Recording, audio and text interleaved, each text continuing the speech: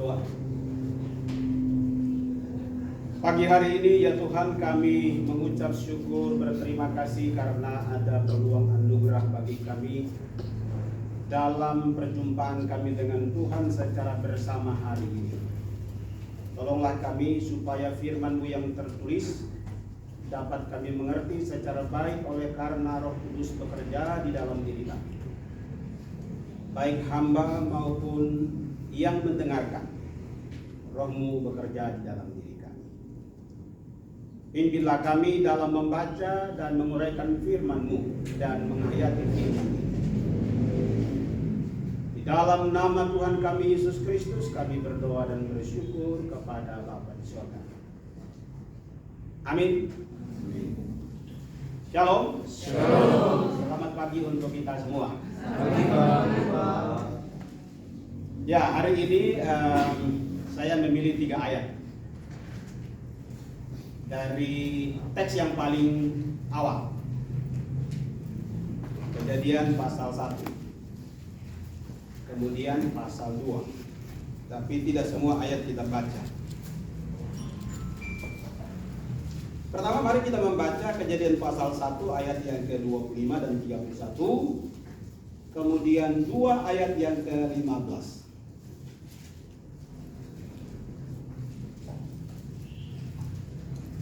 Kejadian 1 ayat 25.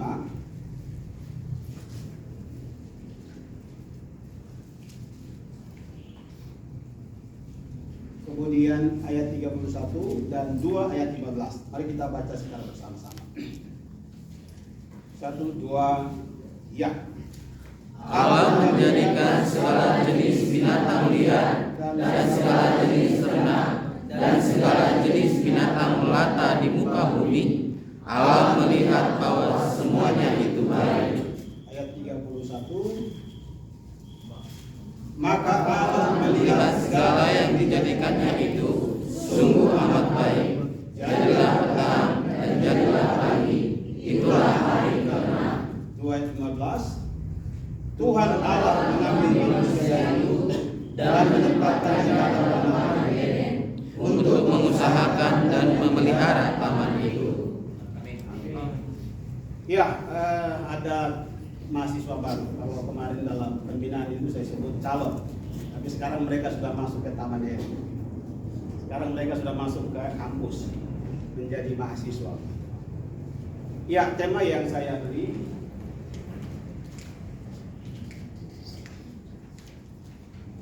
bisa juga.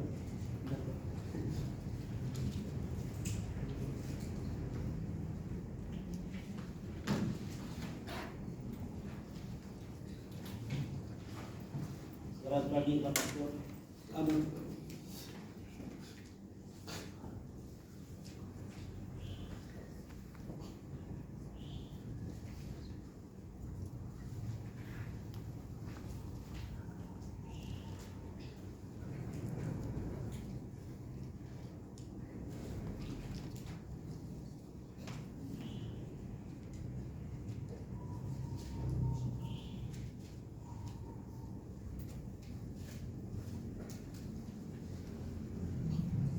Pak Haji, saya bikin selamat.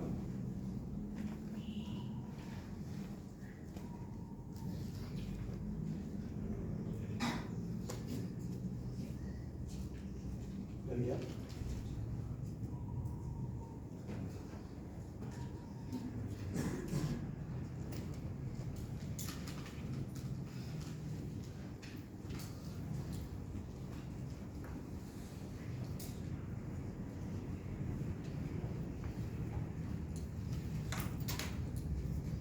Baik, mereka sedang membuka. Temanya, dia menilai baik dan sangat baik. Sekali lagi, dia menilai baik dan sangat baik, maka tugasmu dan tugasku mengusahakan dan memelihara. Itu dari 3 ayat yang sudah kita baca. Jadi pertama, penilaian dari atas, kemudian instruksi yang harus dikerjakan sebagai bagian dari tugas.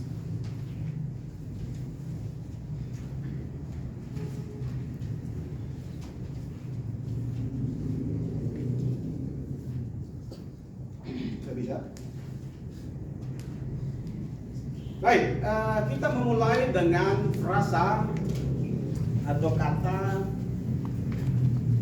Allah melihat baik. Jadi baik itu ternyata tidak hanya ada pada ayat 25. Tapi kalau kita membaca secara teliti, maka baik itu ada beberapa ayat dalam Kejadian pasal 1. Jadi baik sampai kepada sangat baik. Kalau kita membaca Kejadian pasal 1. Tentu kalau kita membaca Kejadian pasal 1, hari ke-1 atau hari pertama, ini dalam kaitan dengan baik dan sangat baik. Tuhan menciptakan terang. Saya kira ini dikategorisasi bagi gereja-gereja yang melakukan itu, atau di gereja-gereja yang lain yang aliran Pentakosta dan seterusnya. Saya tidak banyak paham apa istilah yang dipakai di sana dalam kaitan dengan kategorisasi. Lalu hari yang kedua Tuhan menciptakan cakrawala. Selanjutnya hari yang ketiga tumbuh-tumbuhan. Kemudian hari yang keempat Tuhan menciptakan benda-benda penerang. Lalu hari yang kelima Tuhan menciptakan makhluk hidup dalam air, burung yang bersayap. Lalu keenam Tuhan menciptakan segala jenis makhluk hidup, ternak, binatang melata, binatang liar dan seterusnya. Lalu hari yang ketujuh Tuhan beristirahat. Jadi hari pertama sampai hari keenam. Lalu ada penilaian atas ciptaan Tuhan yang dilakukan oleh Tuhan sendiri. Dia berkata baik. Kita lihat dulu dalam ayat-ayat yang bicara tentang baik. Pertama, Kejadian 1 ayat 10. Allah menamai yang kering itu darat dan kumpulan air itu dinamainya laut. Allah melihat bahwa semuanya itu baik. Baik. Jadi kita bicara penilaian Tuhan atas karyanya, atas ciptaannya. Itu jadi heran bagaimana Tuhan yang maha sempurna menciptakan sesuatu kemudian dia menilai lagi. Apakah masih ada yang kurang? Kalau masih ada yang kurang maka bukanlah Allah yang menciptakan. Lalu pada bagian yang kedua kita mendapati kata baik itu dalam Kejadian 1 ayat 12. Tanah itu menumbuhkan tunas-tunas muda, semuanya itu baik. Lalu kita masuk lagi bagian yang ketiga ayat 18. Penciptaan benda-benda penerang untuk menerangi bumi. Allah melihat bahwa semuanya itu baik. Lalu pada ayat yang ke-21 menciptakan binatang-binatang laut yang besar dan seterusnya. Kemudian Allah melihat bahwa semuanya itu baik. Lalu dalam ayat yang ke-25 Tuhan menciptakan segala binatang liar dan segala jenis ternak. Allah melihat bahwa semuanya itu baik. Baik. Jadi tidak ada yang tidak baik. Semuanya Tuhan menciptakan itu baik. Tuhan sendiri menyatakan baik. Tentu Anda bertanya, apakah pernah Bapak mendengar Tuhan menilai? Tentu jawaban saya tidak. Tapi kalau saya membaca, ya. Saya membaca teks yang olehnya diinformasikan kepada saya bahwa Tuhan bicara demikian, ya. Karena pengetahuan kita itu tentang Tuhan dibangun berdasarkan Alkitab. Tidak ada yang Tuhan datang lalu bicara kepadanya secara langsung. Jadi dalam ayat-ayat yang kita sudah bacakan menyatakan bagaimana Tuhan menilai segala yang diciptakannya dalam standar yang disebut dengan baik. Lalu kita masuk pada bagian yang berikut. Pada frasa semuanya sangat baik. Tapi kita melihat dulu beberapa komentar tentang frasa semuanya itu baik. Allah melihat semuanya itu baik. Penilaian ini pertama-tama adalah pemberian penilaian atas pekerjaan Allah yang sesuai kehendaknya. Jadi Allah menilai itu berdasarkan kehendaknya. Ia tidak dapat dipengaruhi oleh siapapun. Ia secara mandiri dalam kedaulatannya menilai apa yang Dia ciptakan. Dalam konteks sejarah dan pengalaman umat Yahuda atau Yahudi pada zaman itu, kondisi kehidupan baru yang dinilai baik itu adalah kehidupan baru yang menjamin kebebasan hidup umat yang kembali dari pembuangan. Kini, tanah air mereka telah tersedia kembali bagi pembangunan masa depan yang terjamin dalam kuasa Allah. Ya, ini komentar ini bukan komentar awal-awal, tetapi komentar yang saya ambil dari pendapat akademisi. Itu namanya, saya sudah cantumkan di situ sebagai sebuah sumber. Sumber ini bukan model tulis di internet atau model tulis di blog atau apa, tetapi itu salah satu bentuk teori menulis. Teori menulis, dan kita di Indonesia belum ada disiplin ilmu khusus yang punya model sendiri. Kita semua melihat kepada apa yang dihasilkan di Eropa dan juga di Amerika. Kalau menulis itu kita mau pakai yang mana? Apakah APA atau Turabian atau model-model yang lain? Tinggal kita ambil kalau kita pakai. Oke, kita lanjut. Jadi terhadap komentar ini saya bisa setuju dan juga bisa tidak setuju, namanya komentar. Tapi paling tidak komentar ini menolong kita untuk memahami apa yang dimaksud dalam teks. Saya kira tidak ada orang yang memahami 90% apa yang dimaksud dalam teks. Mau pakai apapun, itu susah. Karena kita menafsir dari teks.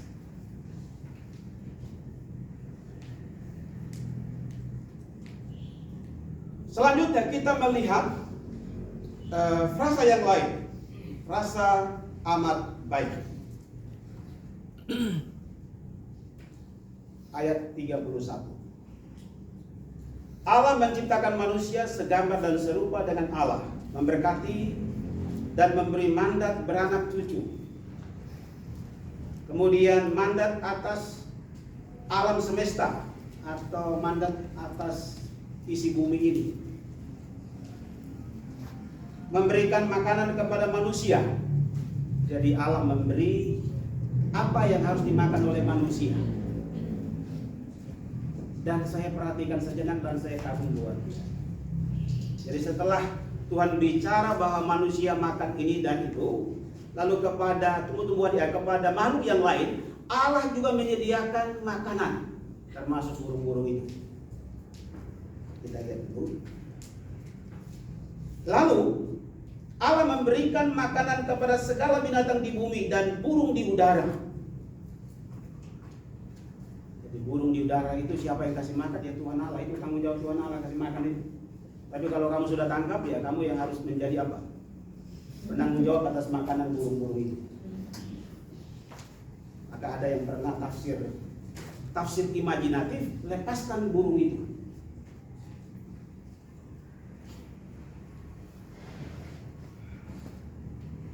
Segala yang dijadikan itu sungguh amat baik. Dari baik ke sungguh amat baik. Tuhan menilai, ya. Tuhan menilai yang Ia ciptakan. Kita lihat dulu komentarnya. Ya, pada orang yang sama saya memberi komentar yang ia sampaikan, tetapi sedikit saya modifikasi. Penilaian yang dinarasikan penulis kitab Kejadian pada ayat 31. Ia sungguh berbeda dengan ayat-ayat sebelumnya yang sudah kita bacakan. Menggunakan frasa baik, tapi dalam ayat 31 ia mengalami sebuah lompatan.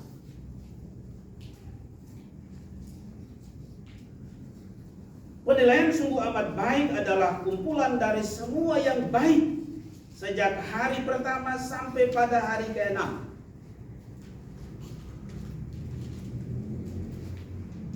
Yang menjadi bobot penilaian ini yakni semua yang diciptakan.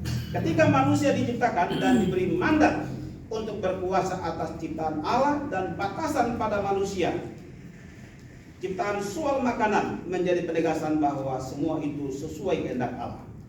Oleh karena itu disebut sungguh amat baik. Bila tidak ada manusia, maka kita dapat membayangkan siapa yang menikmati dan mengembangkan hasil ciptaan Tuhan. Kalau sekiranya tak ada makhluk lain yang berbeda dengan dirinya Tuhan Allah, pohon mangga boleh tumbuh, tapi tidak mungkin Tuhan Allah makan buah mangga, karena memang dia tidak makan. Kalaupun monyet misalnya, ya, tapi saya kira jus mangga tidak pernah akan terjadi.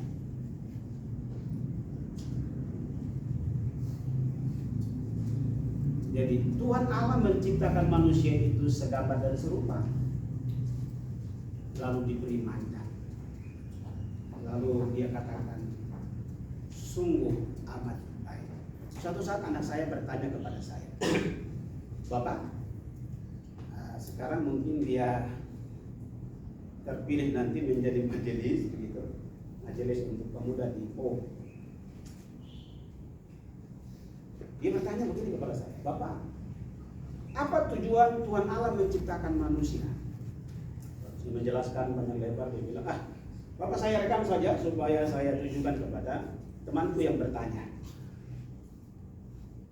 Lalu saya menjelaskan, kemudian dia merekam.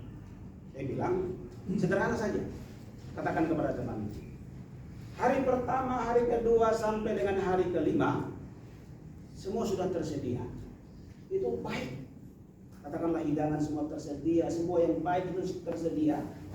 Tapi siapa yang harus menikmati?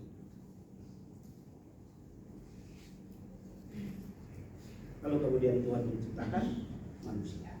Dia katakan sungguh amat baik. Ya, jadi Tuhan menciptakan manusia, kemudian kita hubungkan dengan penilaian sungguh amat baik. Itu menjadi sebuah penegasan yang luar biasa bagi potensi yang dimiliki oleh manusia. Nanti kita akan lihat. Ya, saya kemudian mau menghubungkan dengan dunia penelitian, dengan skala yang disebut dengan skala Likert. Ya. Biasa dalam penelitian itu ada 1, 2, 3, 4, 5 kalau pakai skala Likert. 1 sampai 5. Lalu disederhanakan 1 sampai 4 atau 4, 3, 2, 1. 1 sangat baik, sangat tidak baik, tidak baik, netral, baik, sangat baik. Kalau yang disederhanakan 4 itu sangat baik, baik, tidak baik, sangat tidak baik. Jadi kalau kita pakai teori ini, maka ia ada di dalam kategori 4 dan 5. Mungkin teman-teman biblika bisa protes, itu hak mereka. Tapi hak saya untuk menyampaikan demikian. Itu tidak berarti bahwa kita menempatkan Tuhan itu tidak unggul. Ia sangat unggul. Bahkan ada seorang dosen, Pak Simanjuntak, bilang kepada kami, Tuhan itu sangat ilmiah. Saya bilang, betul Bapak. Namanya Pak Purbatua Simanjuntak. Saya bilang, setelah saya ada di Jakarta, saya tahu bahwa rambut jagung itu ternyata ada obat di dalam. Hanya saya terlambat tahu, sehingga saya katakan bahwa itu dukun. Padahal dalam setiap tanaman sebenarnya ada khasiat, tapi kita orang Kristen terlambat tahu, lalu kita menyatakan itu dukun dan lain sebagainya. Padahal setiap daun itu ada khasiatnya.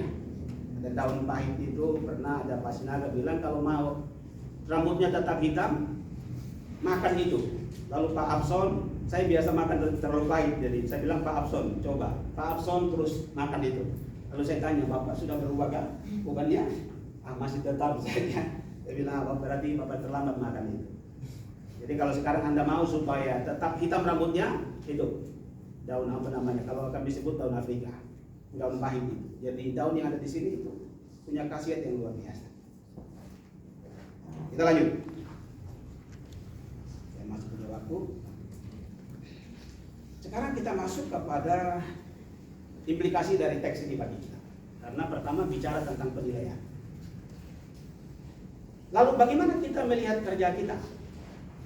Baik itu saya sebagai dosen, teman-teman, dan juga staf, para mahasiswa, dan juga mohon maaf, Bapak dari PT. Gitu ya. Kita menilai kerja kita. Kira-kira begitu ya, kita menilai kerja kita. Tuhan sempurna, tapi dia menilai kerja kita. Baik. Lalu sangat baik. Kita menilai kerja kita. Pada kategori mana? Pada level mana? Lalu kita harus mengubah. Kita harus memperbaiki. Apakah baik atau sangat baik? Apakah kerja saya baik atau sangat baik? Apakah belajar saya baik atau sangat baik? Semester kemarin saya memberi penilaian yang cukup kaget begitu ya. Saya memberi mahasiswa nilai A. Lalu ada yang bertanya kepada saya, Bapak ini tidak salah. Saya bilang tidak salah. Karena apa? Kalau nilai terlalu rendah juga apa? Tidak mempengaruhi atau tidak membuat masa depan mereka lebih cerah. Karena nanti kalau mereka lanjut kuliah, mereka tidak bisa. 2,75 misalnya, tidak bisa diterima. Dia menyesal kemudian. Mengapa saya nilainya demikian? Tetapi nilai yang kita beri bukan nilai murah, tapi nilai yang sesuai dengan kerja mereka. Jadi untuk desain kurikulum dan juga ada mata kuliah pendidikan agama Kristen dalam masyarakat majemuk, semuanya dapat nilai yang baik. Sampai mereka ada yang kami bawa untuk PKM di bawah kolong jembatan. Waktu kami sampai di tempat lokasi PKM, mereka mulai kumpul anak-anak, lalu mereka nyanyi. Ini kan umum ini kepada saudara-saudara kita yang berbeda agama dengan kita. Lalu ada syair-syair yang menyebutkan Yesus, mereka ubah jadi dalam waktu yang sekejap mereka ubah. Yang luar biasa ya. Coba mahasiswa yang PKM berdiri dulu. Kemarin di kolong jembatan yang mereka. Luar biasa. Saya bilang waktu saya katakan kita akan mengadakan PKM, ya silakan duduk. Masing-masing mengumpulkan uang. Tapi saya bilang saya tidak memaksakan. Kalau itu memang tidak bisa, ya kita cari jalan.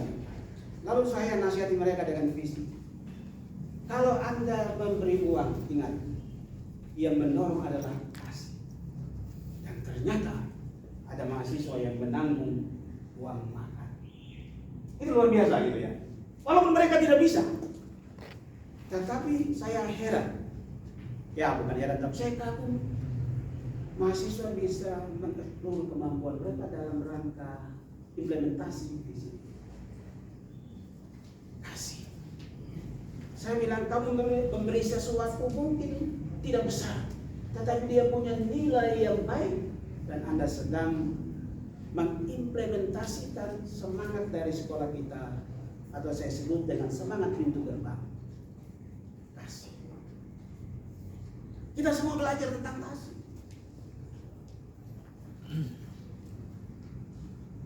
Waktu kami pulang, Pak kita makan dulu, saya bilang udah kalian makan sendiri. Ada uang, mereka punya uang lebih, dan bilang kalian makan sendiri. Jadi kalau kita beri kepercayaan kepada mereka, mereka akan tampil dengan maksimal. Tapi kalau kita banyak ngomong, ya kemampuan mereka kita tidak akan melihat secara baik. Maka saya mulai mengubah teknik saya mengajar. Jangan banyak ngoceh di kelas. Berilah mereka juga mengoceh, supaya kita melihat kemampuan mereka. Oke. Ya, lalu dalam konteks penilaian itu saya sengaja masuk di akreditasi. Dalam akreditasi kemarin, ada pertanyaan, tetapi bukan Tuhan Allah yang bertanya, tetapi wakilnya yang bertanya. Karena kita anggap bahwa pemerintah ini adalah wakil Allah. Jadi ada 2 asesor yang dikirim oleh Badan Akreditasi Nasional. Lalu semua kami ditanya, Pak Ketua juga ditanya, Kapolri juga ditanya, atau direkturnya ditanya, dosen juga ditanya. Lalu sampai kepada saya, dia tanya, punya dokumen? Saya bilang, Bapak, dokumen kami saya pastikan lengkap. Saya dengan berani begitu, dengan keyakinan penuh bilang, kalau dokumen kita lengkap memiliki itu. Tapi Bapak, saya harus terus terang, PPEP-nya atau implementasi manajemen mutu di sekolah ini masih kami berjuang. Kenapa? Saya sadar bahwa penelitian dan PKM masih kurang. Oleh karena itu saya katakan demikian, karena memang mereka sudah baca. Sehingga saya harus katakan demikian, dan mereka secara real melihat. Saya bilang, kami punya dokumen dan saya sudah print. Dia bilang, kalau begitu tunjukkan bukti. Saya tunjukkan. Lalu selain kami punya dokumen yang kami miliki, kami juga sudah publikasi. Publikasi itu dengan maksud untuk pertanggungjawaban kepada publik secara khusus pengguna STT. Lalu setelah itu tentu semua punya andil. Ada ketua yayasan, ada pendiri, dan semua. Kemudian saya melihat ada hasil, yaitu program Magister Pendidikan Agama Kristen terakreditasi baik. Kalau kita dulu C, tapi sekarang dikasih kualitatif baik. Sudah bagus itu. Baik. 2024 kita berjuang. Paling tidak kita membenahi untuk penelitian. Dan ya syukurlah kita mulai dengan gerakan kasih yang mendorong untuk mengadakan penelitian.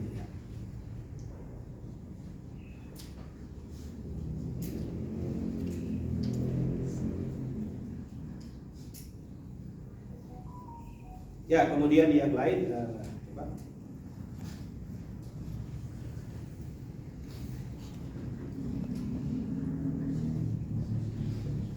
Ya, ini mohon maaf, ini hanya kemarin saya sampaikan ke mahasiswa. Saya bersyukur ada di lembaga ini, dan dalam lembaga ini saya mengalami proses begini. Mulai dari awal sampai, kalau saya pakai istilahnya Ibu Nona, itu otak, gitu ya. Jadi kepala, ketua STT 2016 sampai 2020, kemudian masuk ke otak, ke jantung. Kalau kemarin asesor bilang jantung, jadi saya dapat 2 istilah, otak dan jantung. Saya bersyukur karena Tuhan memberi kepercayaan itu, walaupun mungkin hasil kerjanya tidak terlalu wah gitu ya. Lanjut. Ya, lanjut saja. Ya, masuk pada teks yang terakhir, dan mungkin ini bagian yang terakhir saya sampaikan. Kalau kita membaca Kejadian 2:15,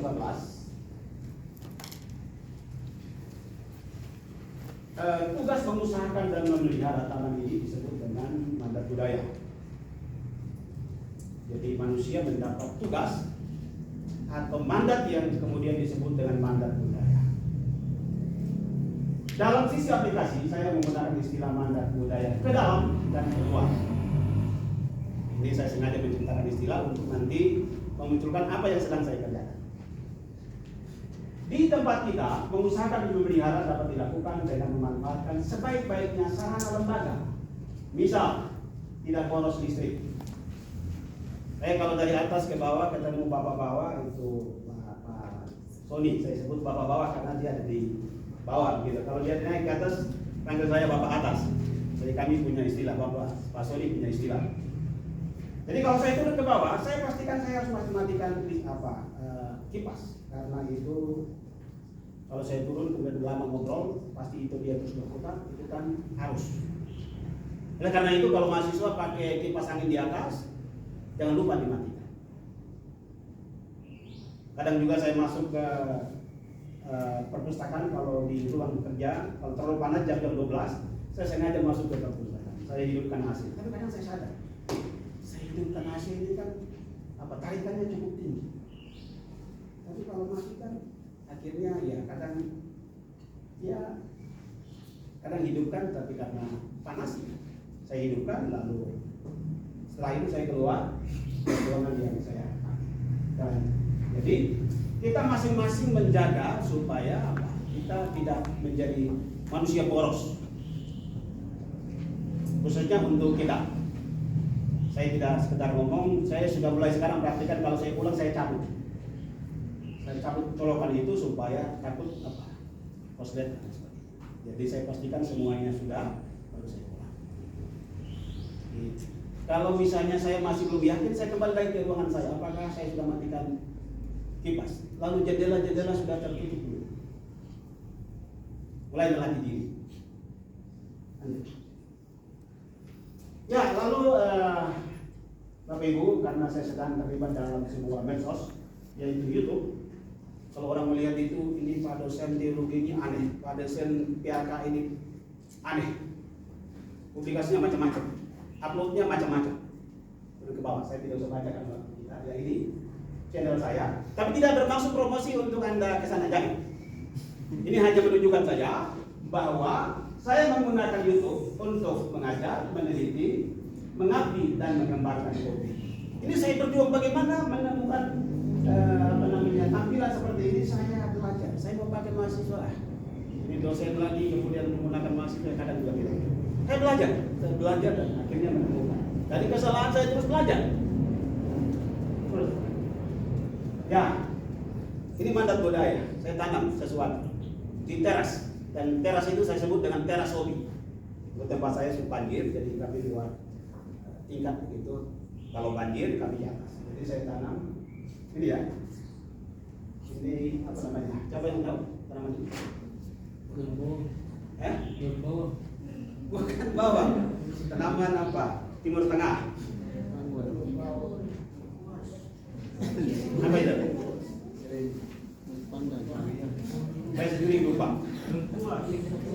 Alang-alang. Korma. Saya beli di Alfamart. Lalu pulang saya makan begitu ya. Lalu saya tanam. Jadi saya sekarang memandang sesuatu itu bernilai.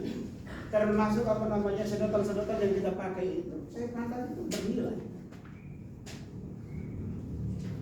Tidak ada apa. Ya ini saya belajar buat apa? Pupuk cair. Lanjut lagi ke bawah.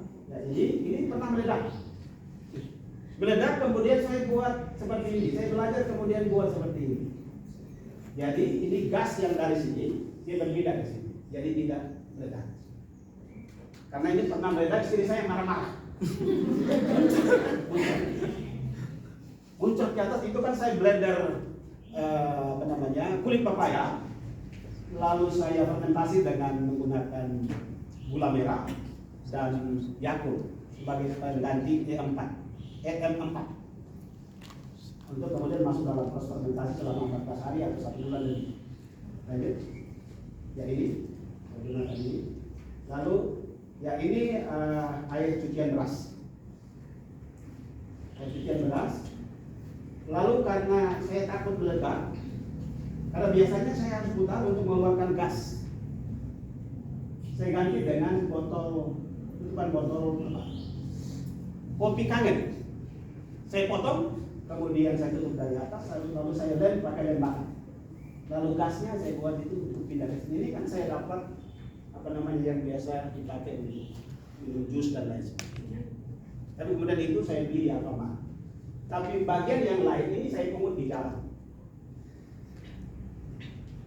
Terus Bang, ya ini tulang daging yang kami makan. Saya rebus kembali, kemudian saya buat pupuk cair.